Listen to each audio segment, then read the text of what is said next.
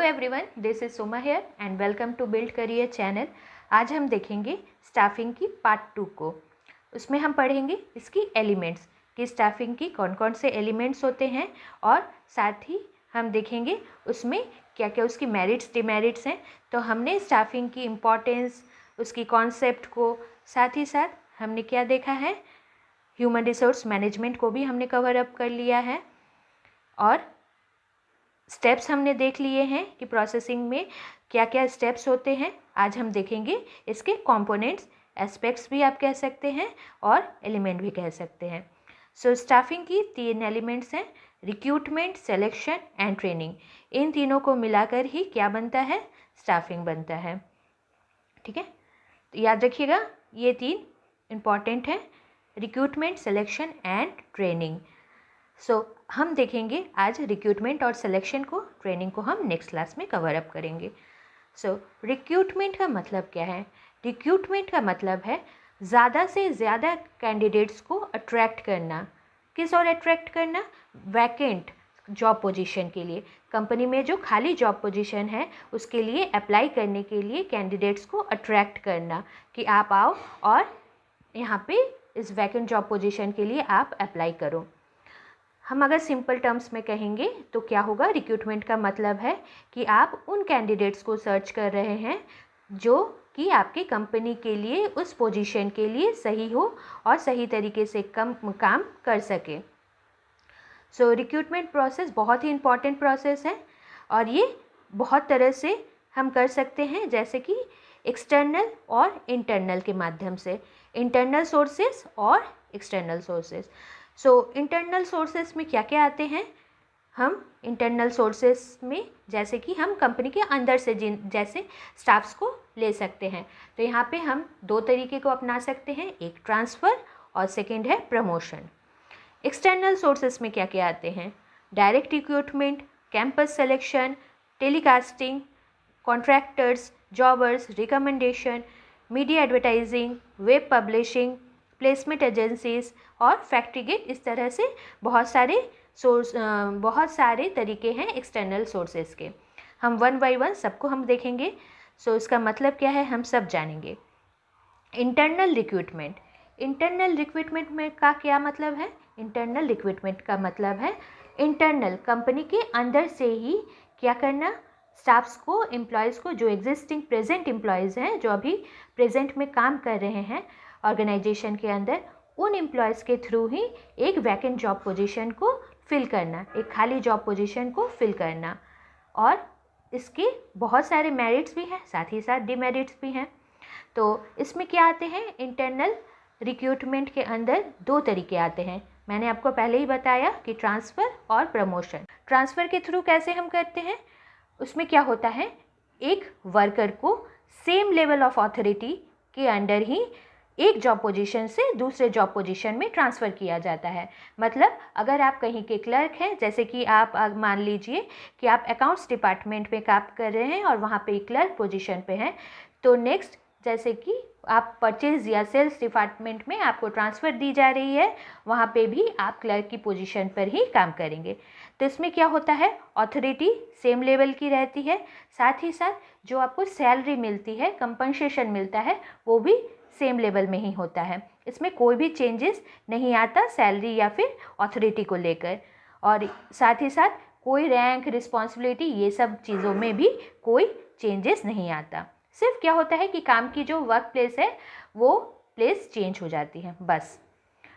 सो promotion क्या है? Promotion का मतलब है आप जिस पोजीशन पे हो उस पोजीशन से आपको हायर लेवल ऑफ अथॉरिटी दी जाएगी, आपको उस पोजीशन से शिफ्ट कर आपको एक लेवल अबव आपकी पोजीशन हो जाएगी। इसमें क्या होता है, रिस्पॉन्सिबिलिटी भी इंक्रीज़ करेगी, अथॉरिटी भी इंक्रीज़ करेगी, इसके साथ साथ आपको कंपनसेशन या फिर सैलरी भी आपकी बढ़ेगी। तो प्रमोशन जैसे कि आप क्लर्क की पोजीशन से आपको प्रमोट किया जा रहा है अकाउंटेंट की पोस्ट पर, तो ये है हमारी प्रमोशन। हमने देखा कि इंटरनल सोर्स ऑफ रिक्रूटमेंट का मतलब क्या होता है। अब हम देखेंगे इसकी मेरिट्स क्या क्या है, साथ ही साथ देखेंगे डिमेरिट्स भी।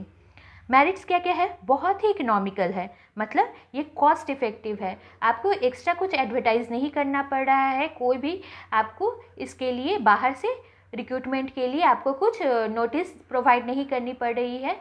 सो एडवर्टाइजमेंट का खर्च यहाँ पे क्या होता है, बच जाता है। साथ ही जो एग्जिस्टिंग एम्प्लॉयज़ हैं, जो अभी प्रेजेंट में एम्प्लॉयज़ वर्कर जो काम कर रहे हैं, उन्हें भी मोटिवेशन मिलता है और ट्रेनिंग में भी कम खर्च होती है, क्योंकि वर्कर्स जो होते हैं वो पहले ही कंपनी के रूल रेगुलेशन और उसकी ट्रेनिंग वगैरह के बारे में, क्या काम करना है, कैसे करना है, इसके बारे में उन्हें नॉलेज होता है। नेक्स्ट आप समझ लीजिए कि इसके थ्रू जो कंपनीज़ के वर्कर्स होते हैं उनकी मोटिवेशन लेवल हाई होती है, तो इससे क्या होता है, परफॉर्मेंस भी उनकी अच्छी होती है। तो ये थी मेरिट्स। अब हम देखेंगे डिमेरिट्स। क्या क्या डिमेरिट्स हैं?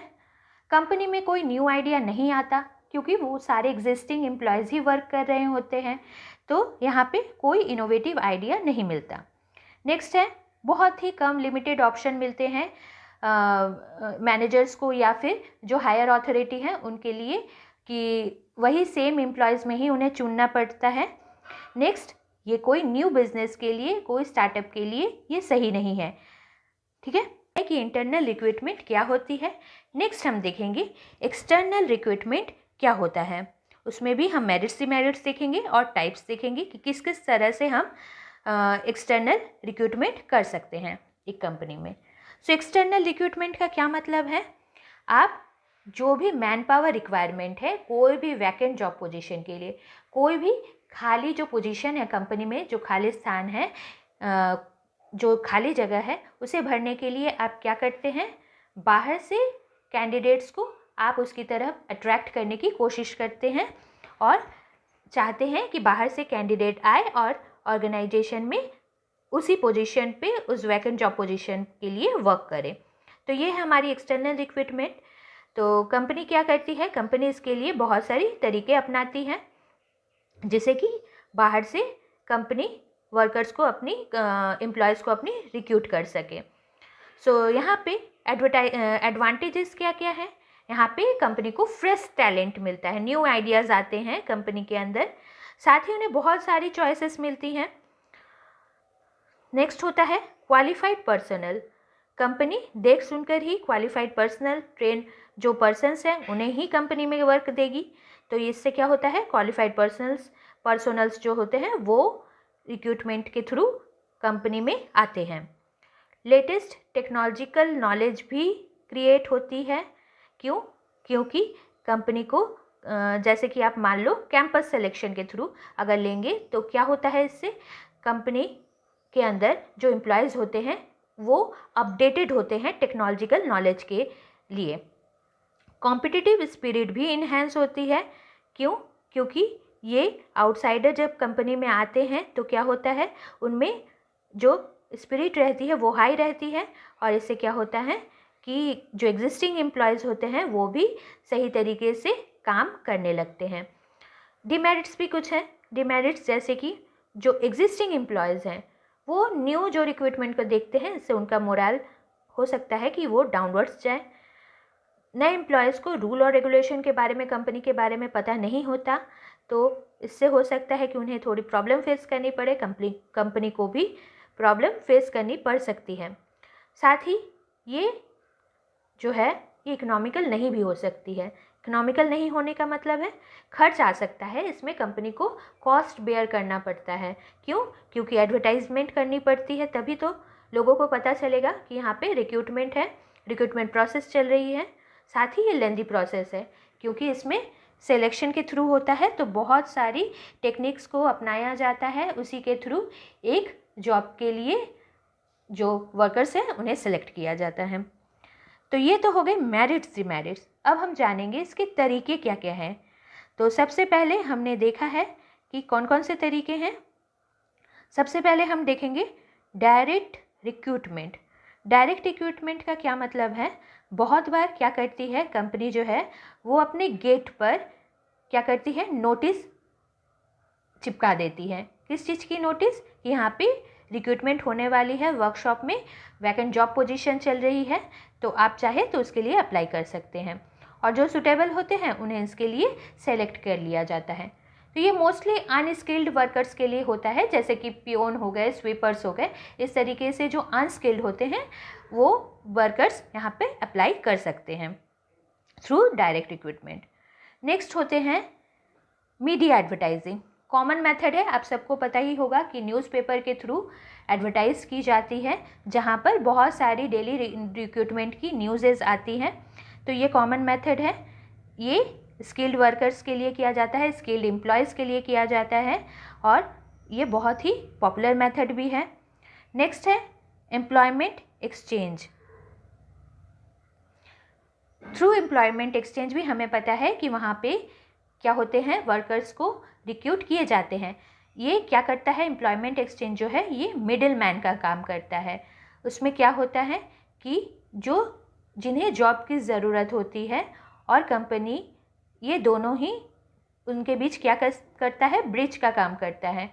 तो जिन्हें जॉब की ज़रूरत होती है वो अपनी बायोडाटा वहाँ पे सबमिट कर जाते हैं, और उसी के अकॉर्डिंग, जो उनकी क्वालिफ़िकेशन के अकॉर्डिंग जितनी भी है, एम्प्लॉय एक्सचेंज क्या करते हैं, वो सजेस्ट करते हैं कंपनीज़ को उनके लिए सही कैंडिडेट्स कौन हैं। नेक्स्ट है प्लेसमेंट एजेंसीज और मैनेजमेंट कंसल्टेंट। इसी तरह के होते हैं कि ये भी मिडिल मैन का काम करते हैं, और ये भी क्या करते हैं, जितनी भी बायोडाटा वो भी लेते हैं इसी तरह से जॉब सीकर्स से, और वो भी अपने सूटेबल जो भी ऑर्गेनाइजेशन उन्हें लगता है उनके लिए ये क्या करते हैं, जो एम्प्लॉयज़ हैं उन्हें प्रोवाइड किया जाता है। नेक्स्ट है कैंपस रिक्रूटमेंट। ये कॉलेजेस में बहुत ज़्यादा पॉपुलर है, जैसे कि इंजीनियरिंग कॉलेज या फिर MBAs, इनमें बहुत ज़्यादा पॉपुलर है। और यहाँ पे क्या होता है कि कैंपस के थ्रू सिलेक्शन किया जाता है। कंपनीज आती है अपने कैंडिडेट्स को, वो कैंपस के थ्रू वो सेलेक्ट करती है। नेक्स्ट है रिकमेंडेशन फ्रॉम प्रेजेंट एम्प्लॉय।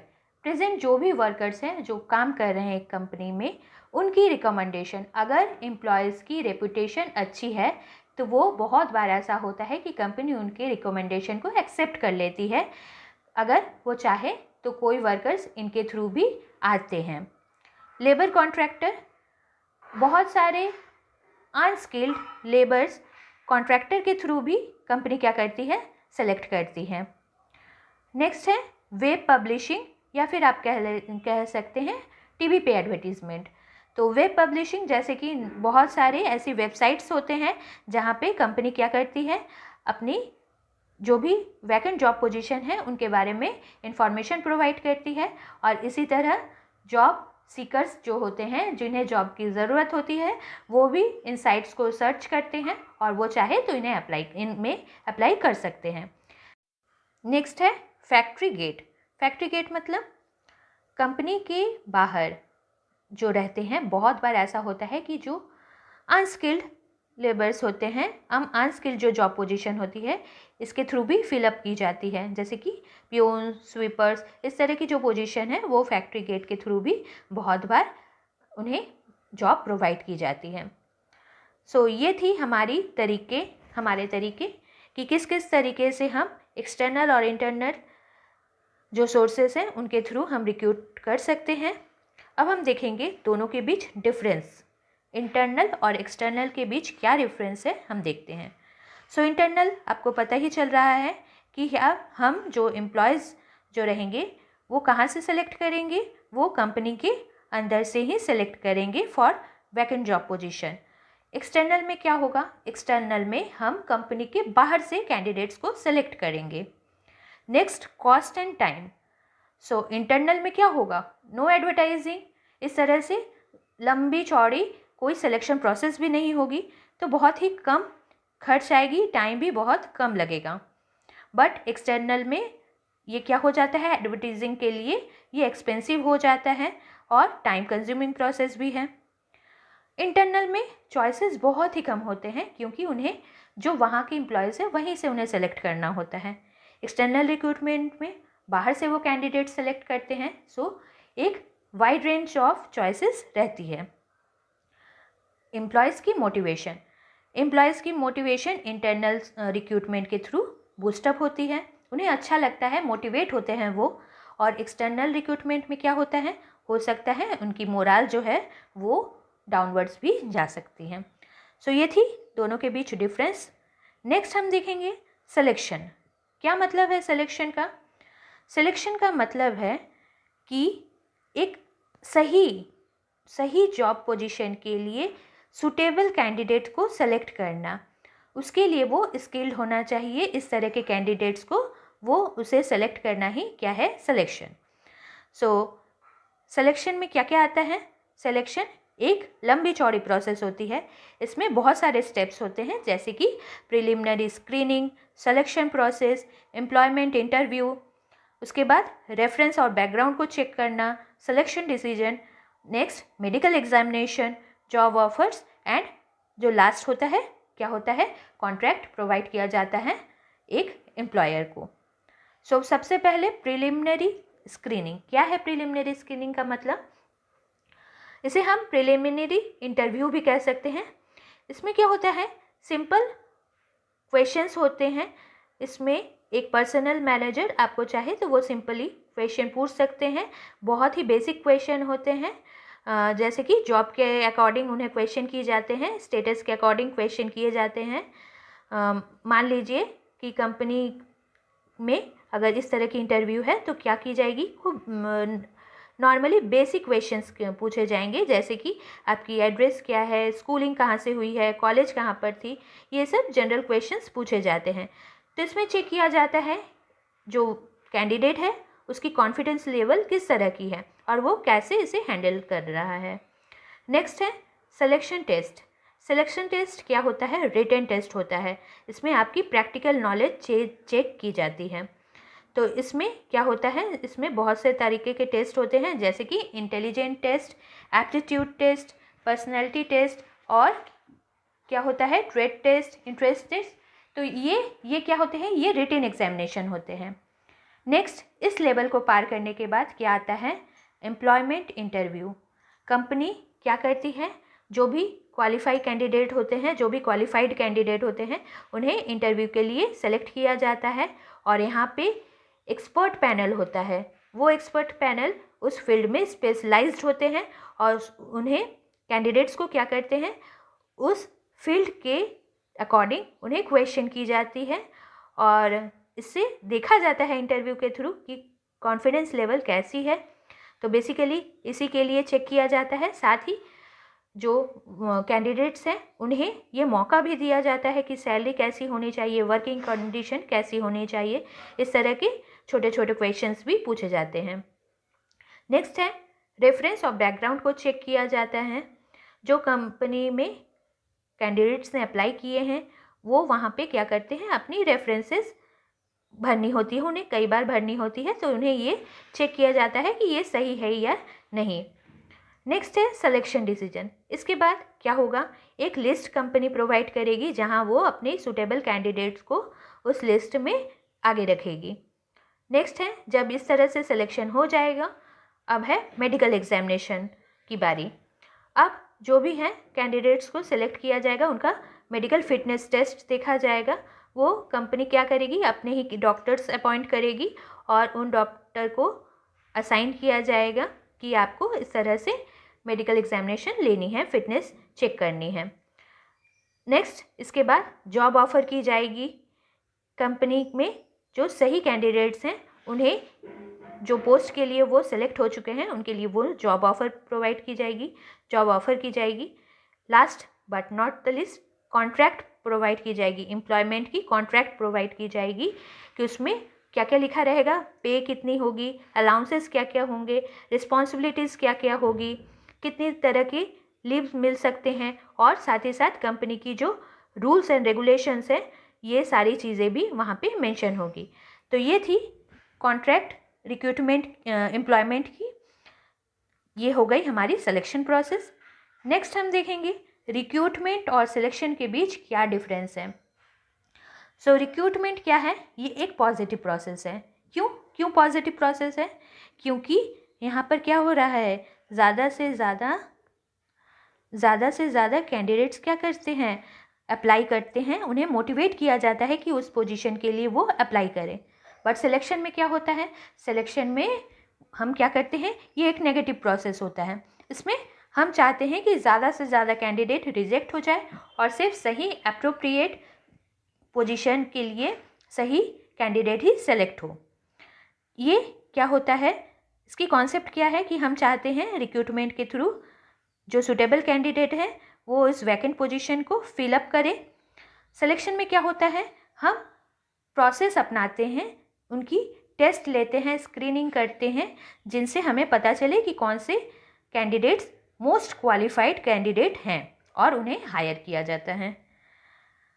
इसकी जो टेक्निक है ये एक पॉजिटिव टेक्निक है। क्यों? क्योंकि हम जॉब पोजीशन के लिए ज़्यादा से ज़्यादा कैंडिडेट्स को अट्रैक्ट करते हैं। और सिलेक्शन जो है वो नेगेटिव प्रोसेस है। क्यों? क्योंकि इसमें क्या होता है, बेस्ट सूटेबल कैंडिडेट को चूज़ किया जाता है और बाकी सारे कैंडिडेट्स क्या होते हैं, वो रिजेक्ट हो जाते हैं। सो रिक्रूटमेंट में कोई भी कॉन्ट्रैक्चुअल रिलेशनशिप क्रिएट नहीं होता, बट सिलेक्शन में हम क्या करते हैं, हायर करते हैं, जो कैंडिडेट्स सूटेबल लगते हैं उन्हें जॉब प्रोवाइड की जाती है और कॉन्ट्रैक्ट ऑफ सर्विस भी प्रोवाइड की जाती हैं। सो ये थी हमारी आज की क्लास। आई होप आपको ये क्लास पसंद आई होगी। अगर क्लास पसंद आए प्लीज़ लाइक शेयर सब्सक्राइब करना and thank you for watching this class.